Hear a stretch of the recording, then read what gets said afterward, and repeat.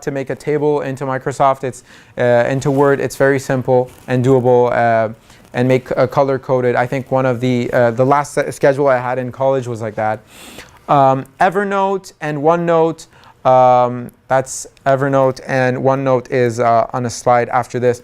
These are applications that also give you the ability to take notes on your laptop and on your phone. You can sync them together. It's very, very easy to work with these. I personally use Evernote a lot. It also gives me a lot of space that I can save files and documents and photos into it. But I've tried all of these, and I've seen that, for example, this one worked best, that one worked best. In different times also, some work better. Even now, even though I use Google Calendar a lot, I still take out a paper when I'm a bit overwhelmed and just write everything out and organize things like that. And then later on maybe integrate it into my calendar, or maybe just put it on my wall and have that as a visual cue. It really depends on you at the time, at the moment. Try them out. It's really going to depend on you. Some people are very good with paper. Some people are very good with Word, because then they can organize it well. Depends how you work. Evernote and OneNote also have the positive of being able to store your lecture notes or information about different talks you might be attending or going to for any kind of academic work. So they have that kind of plus side as well. Sometimes using something for multiple things helps you maintain the usage of it. If you're using it for only one purpose, and that one purpose isn't as attractive, you might eventually let it go. Calendars are also very simple to find in paper. You can also use, for example, timeanddate.com and make a calendar for yourself and keep that PDF or print it out for yourself as well. I've made this a few times, putting in, for example, for the McGill volleyball team, we have different dates for competitions. And what I did is I just set them in and just printed out my month. And then I also wrote down some exams and assignments that I have. Having my Google Calendar is good, but also having this printed out as a PDF, as paper, and having it standing there, I know what's going on in the month. I have an idea. Excel really helps as well. A lot of people just want to make a kind of classification of the events that they have coming up. It's not necessarily too much of a calendar format, but it's a question of the dates and the priorities and the different factors that you want to add into it. It's very easy to organize it that way. Finally, Google Calendar is what I use right now, and it really helps me because I can just quickly on my phone take it out, move around events, add in events, and it syncs really well, and it's easy to color code. I just work more comfortably with it. Again, I suggest you try it out. If you already know that, for example, one of these methods works best for you, don't stop there. Maybe another method is going to work even more for you. But also remember, you don't need to always use some crazy application. Like I said, when I use a paper, a lot of times it's just to get it out of your mind and clear it up. You can also use a lot of applications for the focus and concentration that you want to have during your work. I used Habitica at some point. Habitica helps a lot with habit tracking. A good way that I found you can make things work is to make them into habits. Just thinking of, oh, every day I have to work, I have to read 30 minutes some sort of book is not going to help you. But if you think this is a habit that I'm developing, and that's just something I do, it helps a lot more. And in terms of a habit, once you form a habit, it sticks, it stays there. And doing it once or twice or 3 times or a certain number of times isn't going to help. Some habits are very positive and lifelong benefits can occur. Habit tracking is very easy with Habitica. Habitica actually makes it like a game for you. So you can start out as a character and you can level up, get points. You can put in the habits that you have, and you can put in if you followed your habits that day, and it's going to encourage you by giving you points, and eventually you level up. And if you're, for example, a wizard, you end up becoming a grand wizard, and it's a very fun way to make sure that you follow up.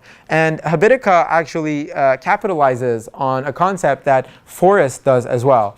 The concept of giving yourself a quick, small reward. A lot of people, when they get work done, they tell themselves, I'll get up and have some tea, I'll get up and have a snack and a sweet, and they think of that as my kind of reward for being so productive. A lot of times when we have a lot of long sessions, we think, I'll just go out, grab a bite, and that's going to be my reward. After a very long session, maybe after an exam, you might be walking down and thinking, you know what, I'll just go get a cappuccino, get a cake, a muffin, anything that you think could be celebratory.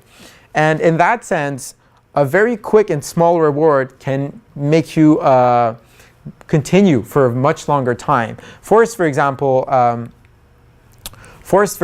is an app that works with the concept of the Pomodoro technique. So you can put a timer for 25 minutes, and once you're done with that 25 minutes, it's going to give you a seed.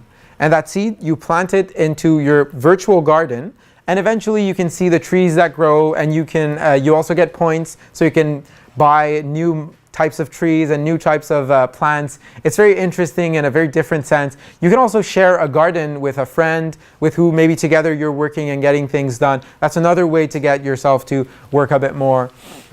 And it really is important to realize stuff like this, that maybe just sitting down and pushing yourself to do things is not going to help. Maybe using an application.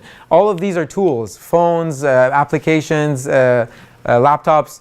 It's all something that can help you. It's not necessarily a distraction for you to put away your phone. For example, off time and app detox are ways that are applications that have helped me keep my phone next to me, but also minimize the distraction. Off time, for example, you give it a certain time, an hour, 50 minutes, 25 minutes, no matter what that you want. And you choose the applications that you want to allow your phone to display. I put messaging, call, calculator, very basic applications that are very necessary. Dictionary, for example, at some point I needed it and I had to get out of the app. When what off time does is that it locks down your phone. And you can start working, and the only things you can access are those features on your phone that you allowed it. But if you want to get out of it, you have to press on the button on the screen, and you have to maintain that press for 60 seconds, for a minute. And just that already, it's happened a few times when I started using this. I had something come up, I want to just check this Instagram comment that someone gave, it's important for me, whatever. And that kind of temptation got me to press on it. But as the time passes by, the 60 seconds, you start to reflect, what kind of person am I? I want to work, but I also want to waste my time. And then you just let it go and get back to your work. App Detox is a very, very good app that I still use, and I recommend to everyone actually. It helps you with the applications that you have on your phone. It manages them in terms of the distractions that you might have. For example, on App Detox, I put my YouTube application to be locked down from 10 p.m. At night, and it opens up only at 10 a.m. in the morning. Two reasons. In the morning, I wake up early, and I know if I take out my YouTube and I start watching videos, I'm going to waste time. And it's very easy to convince myself in the morning that just watching a clip, maybe it's going to help me wake up. I'll watch a funny video. I'll watch Gordon Ramsay shout about food, and that's going to wake me up. It's easy to convince ourselves. But then you realize, oh, it's been 2 hours, I'm laying down and I'm on my phone, and I've wasted time. Same thing for night. I try to sleep early on, and I realize that a lot of times I end up getting home and just sitting down for a second, opening up my YouTube. What are the videos that came out? I watch a lot of late night show, Stephen Colbert, John Oliver. I watch those clips like, oh, it came out today. Let me just watch this, just 10 minutes. And eventually it's been an hour, it's been 30 minutes, if not more, that's been wasted. So it closes it out. So once I get home, it's 11, for example, at night. I press on YouTube.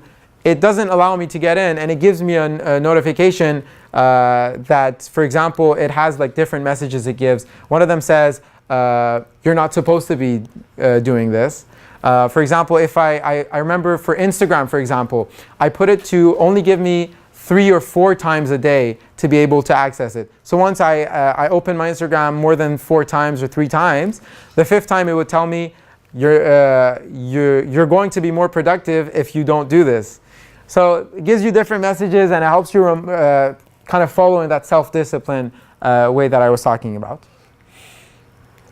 You also have some tools for the tasks that you do. I won't really explain too much about them because they're very straightforward. They mainly help with habit tracking, but also task tracking for Todoist. Todoist is very big. You can easily find blogs that explain about it, clips on YouTube that explain about it. Todoist helps you organize a lot of your work, tasks, habits, all of them at the same time. Sometimes I just want one app for one thing, not too many options, not too many things to think about. So I personally haven't went for Todoist. Todoist also has like a premium feature to do more. I don't need that. Loop and 7 Week both help you to track your habits. Now they're different in terms of the widgets that you could have on your phone to display. And I found that one of them was at some point more useful to me than the other. They show you maybe X's, X's, X's, or like an arrow, arrow, arrow. So you can see if you've been following, for example, I decided to maybe jog for 20 minutes every day. And you have arrow, arrow, arrow, like tick, tick, tick, and you have like one X. And then tick, tick, tick. And that visual reminder of there's one day that I didn't follow up. Next week, I'll make sure that all 7 of them are what I want, for example. It helps a lot because we are visual animals.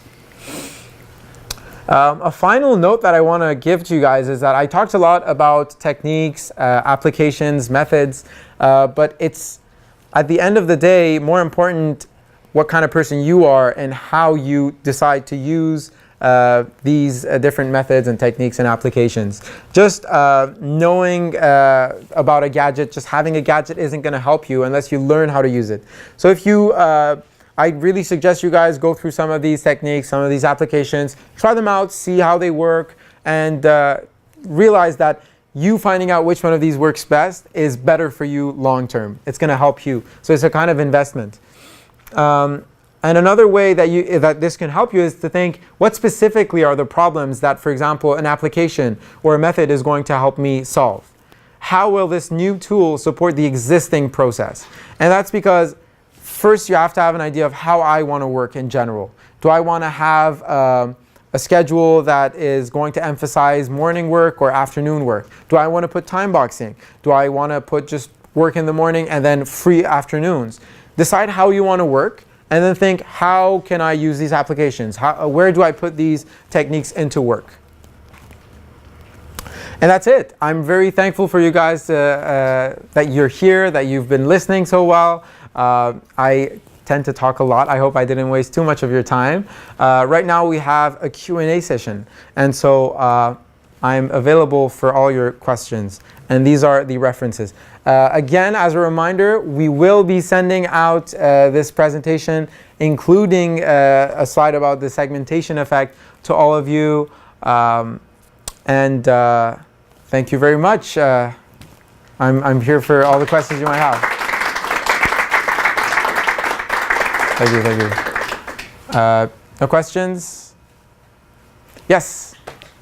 Excuse me, thank you so much. No problem. For the content, it was very good. I have a question about that. How can be, for example, me, I can improve my self-discipline? Because, for example, after this seminar, I started work. I installed all the application in my phone, on my laptop, and after that, for example, for 1 week, I go to my first time and everything goes away. So how can I improve my self-discipline to be in this, for example, time management system? That's a very good question, actually, because following with a plan, with a schedule, includes a lot of self-discipline. We won't have someone next to us always telling us, why aren't you doing your work? We have to push ourselves. I find that for me, it helps when I know my objective.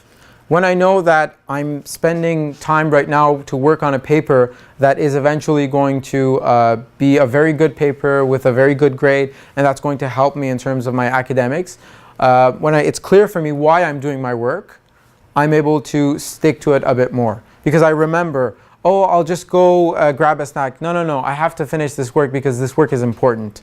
So remembering why you're doing what you're doing helps a lot.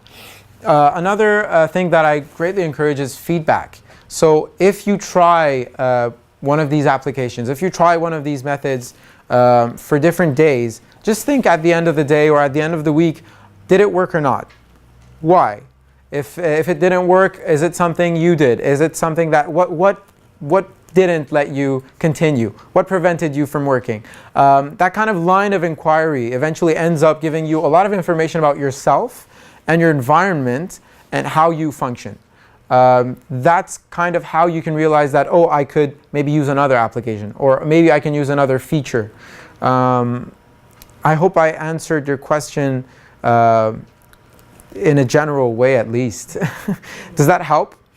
You can try to give a more specific example. For example, if someone wants to go for a jog or for a run, and they decide that I'll put a 7-week tracker and I'll just put them in every day, maybe they're going to realize that it's hard for them to go in and click on that. So maybe doing that, already having the application open on your phone in the morning when you want to start your jog, that can help maybe. You have to find out what's preventing you or slowing down your process. Thank you. No problem. Any other question? No? Okay, well, yes? Question? No? Okay, sorry, I thought you raised your hand. So thank you so much for this talk. Very sorry if it took too much time. I do talk a lot. If you want the presentation, we will be posting it into the Facebook event. But also, you can contact me or Ali Reza or the Facebook page, and just send us a message with your email or anywhere that you want us to send it to you, and we will send you the file. We can send you either PowerPoint or PDF, whatever you prefer. That's it. Thank you so much, and have a very good evening and a good weekend. Thank you. Thank you.